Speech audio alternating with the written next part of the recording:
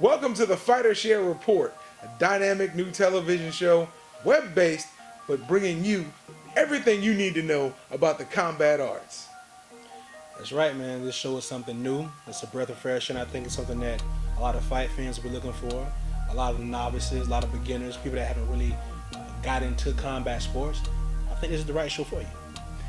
Most people, when they see us and they hear fighting, they automatically think boxing. Yes, Right. We're going to give you a heavy dose of boxing, but we're also going to give you some MMA, some wrestling, Olympic wrestling, Muay Thai, Kung Fu, Taekwondo. A lot of disciplines. So it's a wide array, a variety, a plethora Yes. of different things we're going to bring to this show, man. I think everybody's going to be pretty excited. I think we're going to give some different insights.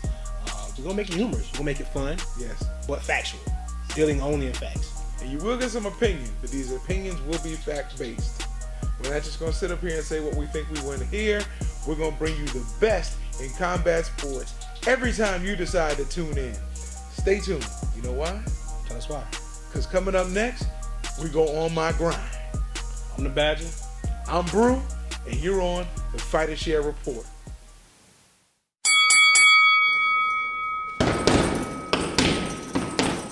And we're back with round one. On my grind.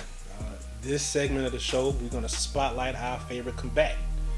This encompasses all disciplines. Boxing, MMA, Muay Thai, wrestling, whatever the combat sport is, we're going to find somebody that's on their grind. They hustling, they out there getting it. They're on their way to stardom. And we trying to catch them on their way up, like the elevator to success. So this is where we are. So this week, who you got?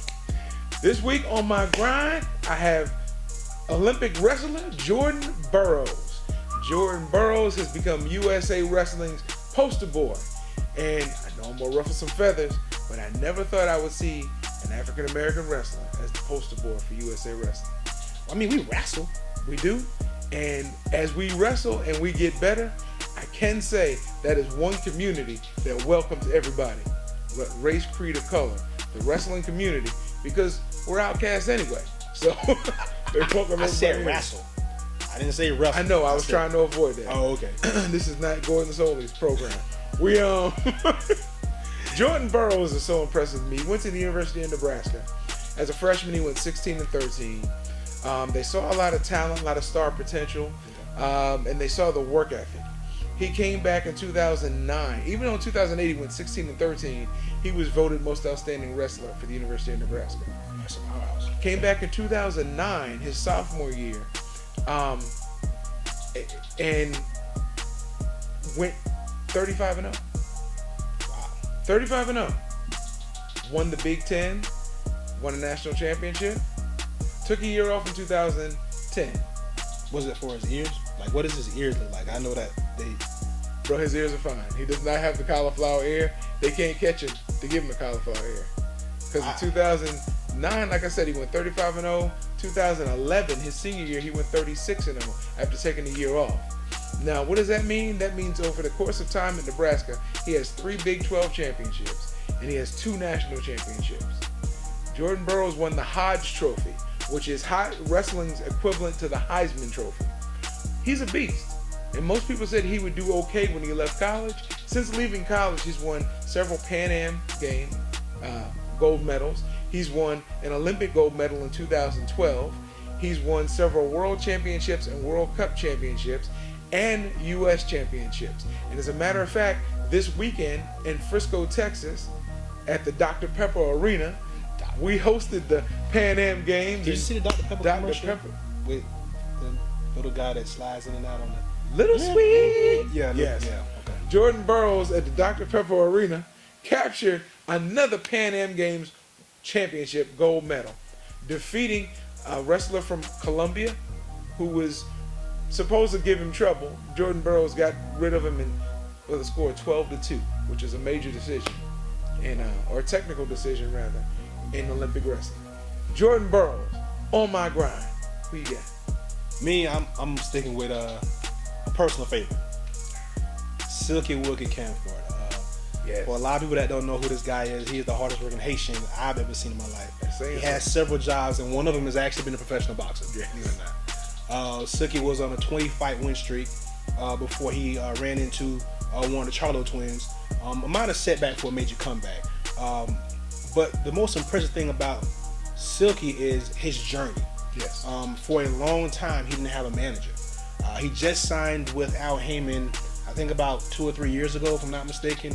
I stand corrected if I'm wrong, but it's recent.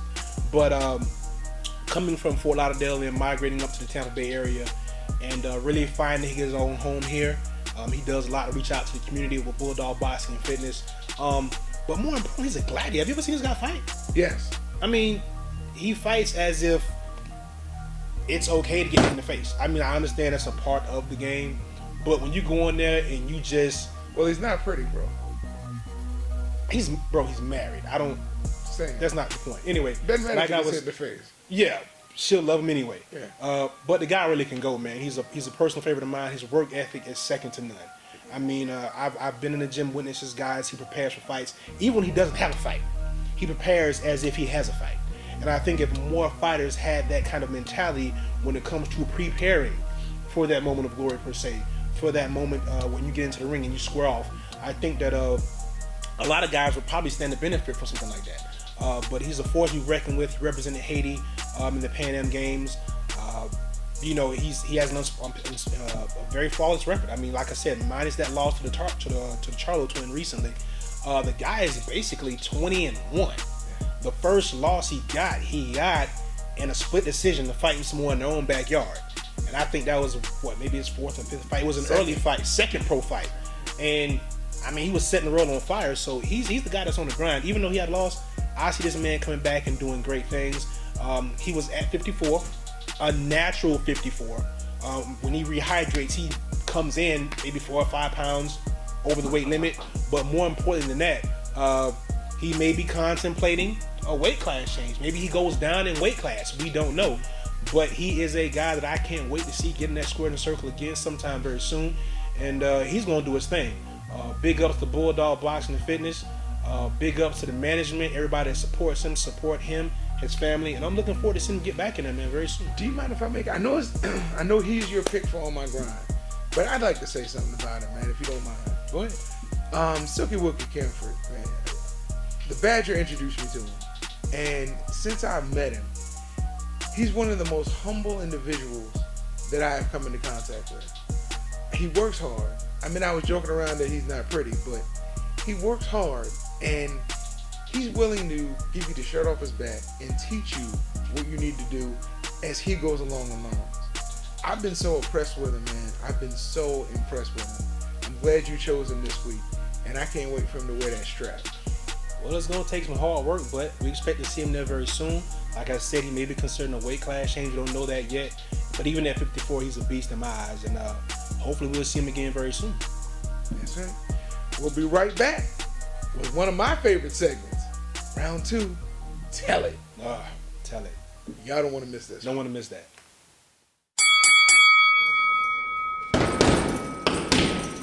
Welcome back to Round 3. This segment is called Punch, Counter, Punch. And I'm going to throw to my partner over here, the Badger. Basically what we're going to do here is add a little bit of collective banter. We talk about different topics and we bounce them off each other. Kind of competitive, see who makes the best point. Yeah. It's like a debate. Punch, counter, punch, incorporate the whole idea. So I'm going to start off. We're going to talk about the division and factions in boxing. Okay. You got Bob Arum in Top Rank. And you got Al Heyman and everybody else on the other side of the fence. I have a problem with that because I feel like fight fans are not getting what they deserve. We're not seeing the best fights possible because there's disagreement between two old guys. Old white guy and an old black guy. Both of them are very rich, but they can't seem to be able to come to an agreement on how to break bread together. So because of that, we're being shortchanged. Now, I was able to watch the HBO card last night. We got to see Terrence Crawford against Hank Lundy. Right. Pretty good fight. It was competitive. I mean, we knew Bud was going to do what he did, which was win the fight. But truth be told, I want to see Bud Crawford against Danny Garcia, maybe an Adrian Broner, somebody else that can push him. Okay. My counterpunch to that is the UFC. Now, if you want one governing body to control all these different organizations, just look at Uncle Dana.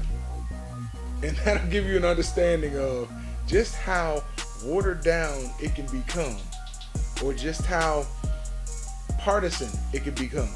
When you have one promoter who can control everything around him, when you don't have the opportunity to have these different factions, these different bodies that you can go to as a fighter. When you're stuck, if you want the money, you got to go see Uncle Dan. I mean, point well taken. I understand that, but maybe he's just not the right man for the job. Because evidently, two heads aren't better than one in this situation. I mean, look what happened with the Mayweather-Pacquiao fight. We sat on that for, 6 years before it finally happened? And the outcome, I don't think, was any different than what it was going to be prior to. But we got shortchanged. And now we're having to cycle back through because those guys are older now, so now we're looking for the new stars. And it's very binary. It's fractioned, and where do we go from here? So Uncle Dana initially started off doing pretty well, right? UFC was riding a good wave. They were making the best fights.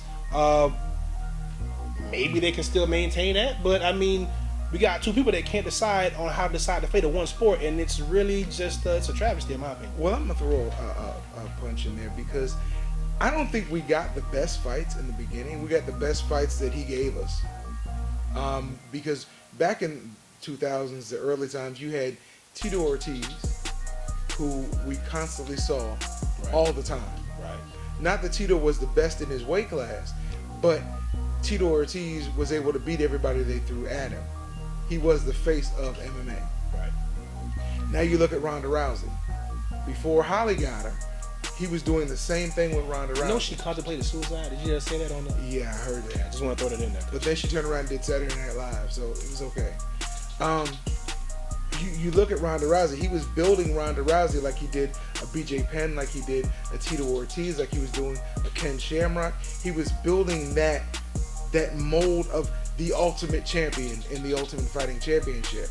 But fortunately for fight fans, Holly Holmes got an opportunity and came in and foiled his plans.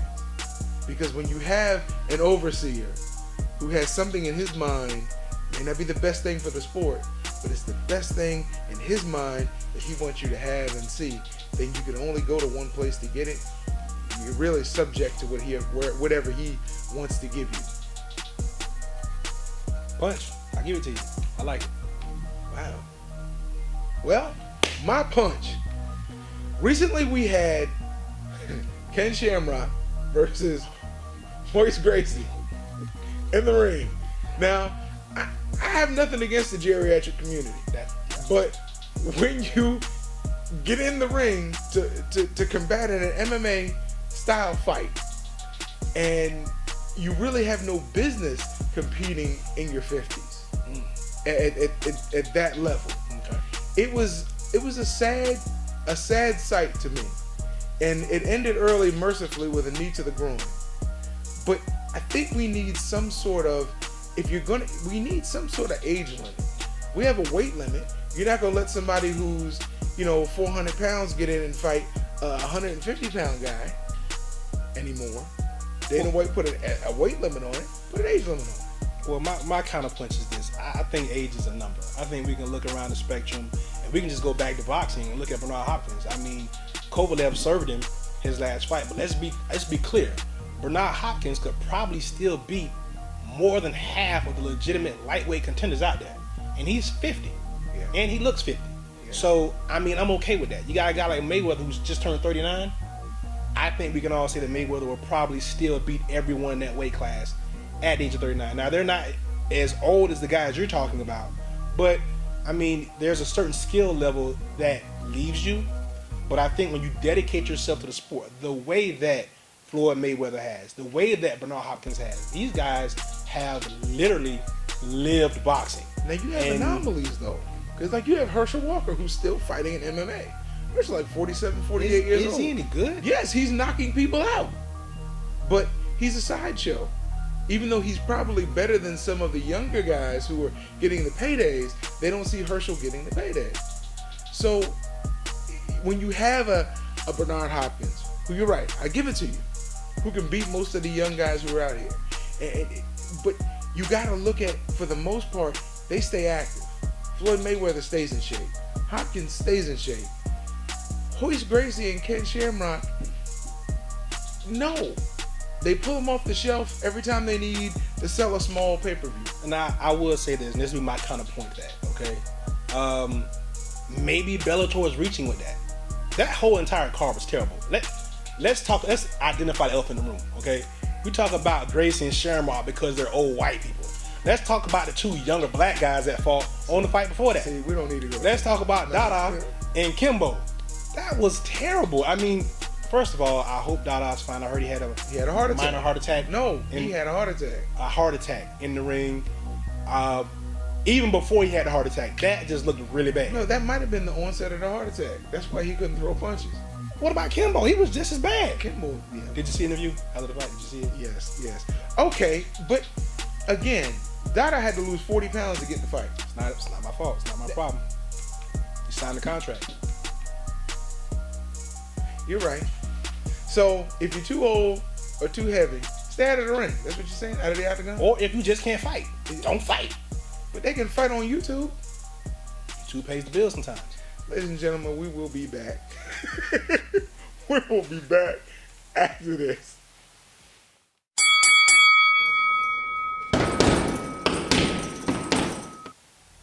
Welcome back to round 4. Round 4 is a segment we like to call Watch List. What's the watch list? The watch list is what it says it is, man. It's a list of people in this particular episode, just one person, each one of us to choose from, and we'll just talk about them as an individual. We want to see them come up. We think they got the skills and the ability to get what it takes to get things done in and outside the ring, the octagon, the pit, whatever they fighting in. And y'all need to watch. Check out for them. You need to follow them. When they get on the scene, don't be talking about, I've been fans of them all day. Really? No. Start watching them now, so when they get on, I would just like to preface that I was on Terrence Crawford 3 years ago when he fought British Prescott, and he was a challenger. And he destroyed that dude. He ain't been the same since. But anyway, who you got? On my watch list, I have Willie Jones. Willie Jones from South Carolina now fights out of Tampa, if I'm not mistaken. Right. Seen Willie Jones train. He was in a 2012 Olympic alternate. He moves so smooth in the ring. We saw him get a lot of sparring in and helping Silk prepare. And then we got to see him fight over in Orlando in September. And Willie Jones is, you want to say up and coming? He's just on his way up. He's going to kick the door in eventually. And you're going to see this kid. He's tall, he's lanky, he's got pretty good spark in his punches. Yeah. He's got good range. He knows how to use his height, knows how to use that jab, and he's not afraid to mix it up. And then when you go to swing, he won't be there. Willie Jones is very smooth. Saw him knock a dude out. He wasn't given the knockout. He was asleep. It was at the end of the first round. Dude kept punching, so Willie stepped aside and caught him with a hook, and he straightened his back out. He ended up going on, and they gave him 5 minutes between the rounds. Right. And the sad part about it was the guy that he dropped his parents was sitting right there. Yeah. So not only was their facial expression priceless, but when he got up, he didn't know where he was at. No. But the referee gave him 10 minutes? At least, it might have been 10 minutes between the round to get himself together, get some water, get some smelling salt, get an IV, and come back. Because he was out. I mean... But the kid was game because he ended up lasting the rest of the fight. He did. Yeah, he made it through. I think he was numb. I don't know what it was, but he was asleep. There was nothing he could do. I mean, he threw a couple punches in the next 3 rounds, but he was out. Willie Jones looked good in that fight. He continues to train. He needs to get some more fights under his belt. Absolutely. He's young, has a really impressive amateur record. I put him on my watch list because I believe Willie Jones is a future world champion, and I don't think there's any denying it as long as he stays on the right path. The Jones name does sound familiar because he is Roy Jones Jr.'s nephew. Could be. You know how we do. We make everybody related. That's true. It might not be. I was related to Ali at one point, so yeah, you're right. But watch him because he's on the way up. He's going to do some big things in the sport of boxing. He is a master pugilist. Who's on your watch list? My watch list is Tevin Farmer. Tevin Campbell? No, Tevin Farmer from Philly. Okay. If y'all don't know him, check him out. Tevin Farmer is a skilled fighter. Yes, he is. He reminds me of Pernell Whitaker. The defense is just that good. His eyes a little bit crossed, but that's okay. The boy can fight. Okay? I'm sensitive about that. Go it's ahead. okay. Well, because... Let me use the shades. All right. So... Tevin Farmer is my guy on my watch list. He didn't have a very good record when he first started out. If I'm not mistaken, he's with Lou DiBella right now. But his record was not that good, and he turned it around. I don't know what happened to him, but the kid can scrap. I mean, quickness, his awareness. As one of my friends told me, he has very good eyes. His eyes are trained, which means that he's able to see things before they happen. He's a great counterpuncher. He comes ready to fight. I actually follow him on Instagram. Dropping one for you, Tevin Farmer. I follow you on Instagram. And the guy is hungry. I mean, he's always working. And that's what it's all about. You have to always stay ready. He may be avoided. He may be someone that, he may just be toil amongst the contenders for a while before he actually gets a legitimate shot. But the guy can scrap, man. He's a Philly guy. So if you know anything about boxing coming from Philly, they wear that with a badge of honor and pride. So Tevin Farmer is who's on my watch list. And just to piggyback on mine, if you guys want to see that punch that Willie Jones delivered, we have an interview with Willie Jones on the Fighter Share YouTube channel. Yes. And you can actually go to the Fighter Share Facebook page, and you can look at the one interview with Willie Jones, and you'll see, because I even put it in slow motion.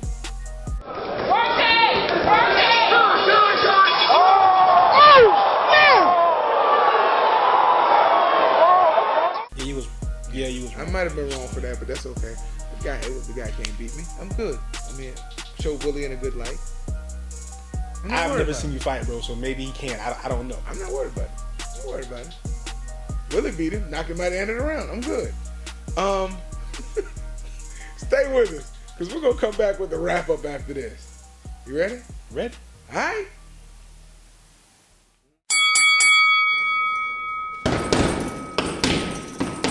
Welcome back. Man, it's been a great show. It's been a good show. It's been entertaining. I think I learned a little bit. I knew about Jordan Burroughs, but not unlike how you told me. And then it's like, okay, now I feel like I really know Jordan Burroughs. And then you told me he even got the cauliflower ear, so that in itself is amazing. He's been wrestling for like 15 years, and he ain't got no cauliflower ear. They can't catch him.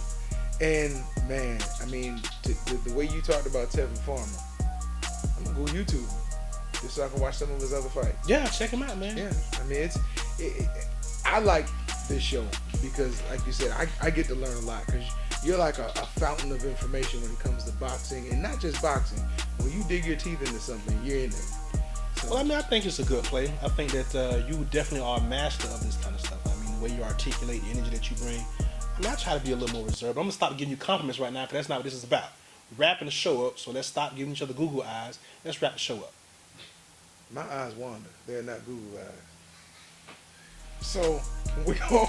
I think we probably can see that, but okay. We're gonna wrap this up. Ladies and gentlemen, we thank you for joining us. Absolutely. Next week we're gonna have some more things in store. Our next episode we're gonna have some more things in store. I think you're gonna really enjoy each time you check out one of these episodes. We have been blessed to be able to come and do this for you.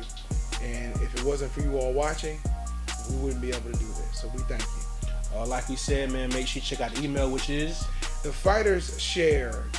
The Fighters Share at gmail.com. That's right. And you can put that into Facebook and get our page. You can put that into YouTube, get our page. We want you to like us, share us, let us know the things that you'd like to see on here. And we want to give thanks to the youngin' behind the camera. Yes, sir. The for all youngin'. his work and his hard work that he's done. I don't know if he wants to give out his government name because he does owe people. Just Is it just